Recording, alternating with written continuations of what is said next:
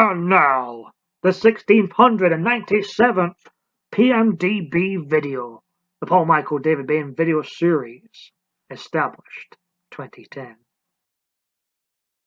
At the end of this video, I'll give my top 5 wrestlers for WWF No Mercy and Survivor Series 2000. First, I've been going through my movie collection, year by year, DVD by DVD. I've reached the 1990s. So, that means I have watched every Jaws film that was ever made. And in this video, I thought I would rank them from best to worst. Leave the worst till last. Number 1, Jaws 1975, the original Jaws film, Jaws 1.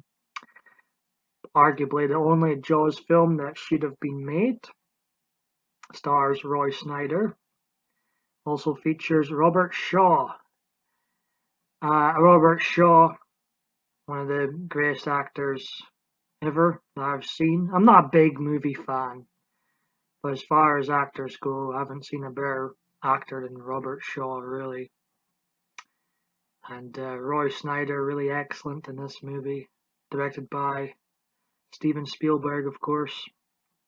I've not seen many movies, but the ones I have seen, Jaws is one of the best ones. Solid 10 out of 10 for me, and one of my favorite films ever. I remember going to Orlando in 2000, Universal Studios, and one of the things I looked forward to the most was going on the Jaws ride, which doesn't exist anymore there, which is a shame, being replaced by some Harry Potter crap or whatever. Still not seen one Harry Potter film and never will. Very free. I'm not sitting down to watch Wizards, and no, I'm just not doing it at my age. I'll watch stuff. I'm getting a bit off track here, but I'll watch stuff that I own and grew up with. But I'm not getting into new stuff. I'm dying to swear so much, but I've got to watch my language on here these days more and more, it seems. So yeah, Jaws. Getting back on track. Jaws, the original Jaws, one of the best films ever. In second spot is Jaws 2. Now, like I've said, the only Jaws film that maybe should have been made was Jaws 1. But Jaws 2 is an underrated sequel. I was impressed rewatching this one.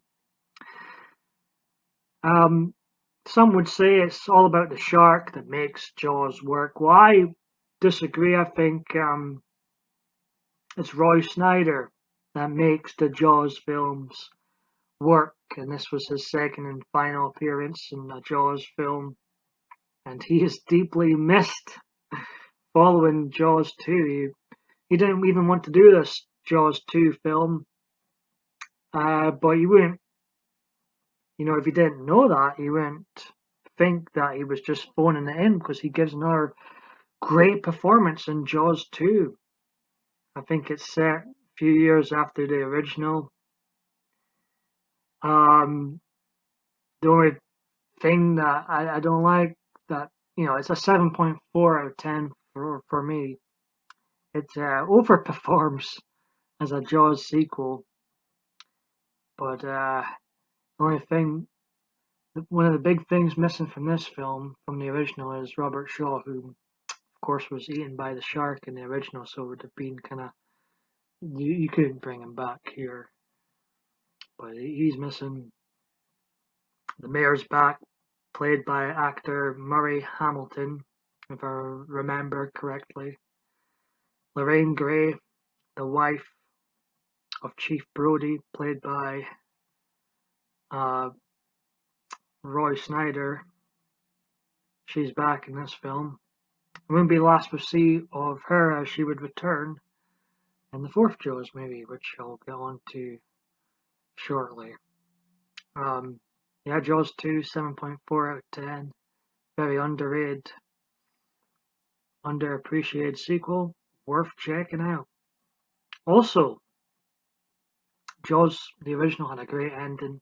how the shark blew up when it hit the tanker, and he fired a shotgun and the tanker went off in the shark's mouth. And then Jaws 2 is another very creative ending where the shark eats into a massive electrical, I'm not even sure what you call these, but it's creative. And it's a memorable ending to Jaws 2. And after, we don't get much memorable things from Jaws 3 or Jaws the Revenge. And the endings to both of those films are just unimaginative. I can't pronounce words again. You get what I'm saying. So, third place, Jaws films, Jaws 3. Fourth place, Jaws the Revenge, which I'll speak more on soon. I've spoke about these films before in a Sequels I Hate But Own video from 2014. I don't think I've ranked the entire Jaws series like this before, but since I've rewatched them recently, I thought I would, do it. Jaws 3 should be fun as it's set in SeaWorld. And like I've mentioned in a previous video from 6 years ago, they missed the opportunity here to have a square go between Jaws the shark and the killer whale, Shamu, from SeaWorld. I understand that might have required quite a big budget to pull off that scene, and it probably would have looked absolutely ridiculous. But at least it wouldn't have been boring. That's what I feel watching Jaws 3, Jaws Revenge. I'm bored. How can you be bored watching a Jaws film? Clearly there was no more story to tell, but you can make films that are bad, so bad they're good and entertaining and fun, but I didn't get any entertainment or fun from watching Jaws 3 or Jaws the Revenge. 2.2 for Jaws 3. Enough talking about that garbage film. And when you're watching Jaws 3, you're thinking, it can't get worse than this. It really cannot get worse than this. But Jaws the Revenge gives you a 1.2 out of 10. Awful. Absolutely awful. The worst film I've rewatched from my DVD collection yet. Lorraine Gray comes back. She was the wife of Martin Brody from the first two films. She's back. We learn that Roy Schneider's character, they so want you to believe that Roy Schneider's character was killed by a shark from a previous film, but we know that's not the case. And they kind of just say, oh, he died of a heart attack from his shark moments. But they really wanted you to believe that Roy Schneider's character died from one of the earlier films, which is not true. I don't know what they had it. Maybe they were bitter, the makers of this film, that he never reappeared once more, but who can blame him? Michael Caine's in this film. It's so random. Michael Caine's in this film. What on earth was he doing in this film? I don't know.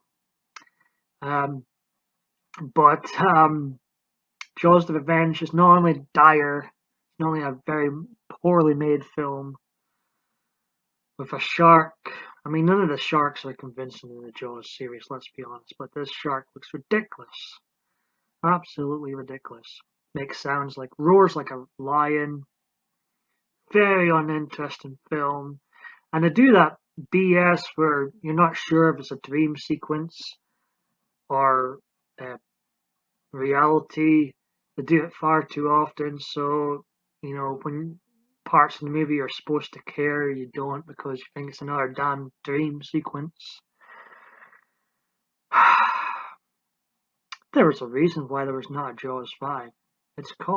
There's a reason there hasn't been a Jaws 5. It's called Jaws the Revenge. New.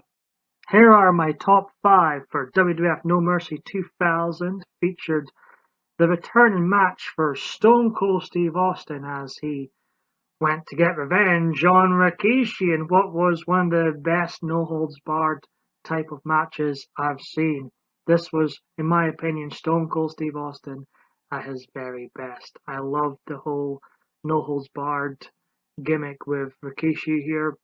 Also, Kurt Angle and The Rock had a very decent WWF Championship match to close the show. And here is my top 5 for the 14th annual Survivor Series. Steve Austin, Triple H, number 1 and 2. This Survivor Series also featured a really good opening promo to start the show. Really kind of, hinted at how things really work. And yeah, it would have went over my head in 2000, 20 years ago. But I see what they were doing. Also featured, Austin Triple H had a really good main event match here. Memorable spot at the end with the forklift in the car. Over the top but fun. Chris Benoit also had a very good display in a traditional Survivor Series elimination match.